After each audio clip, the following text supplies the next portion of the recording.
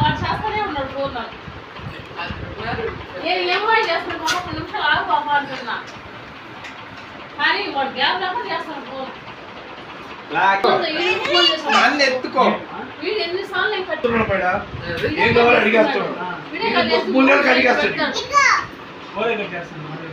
ఏమో చేస్తున్నా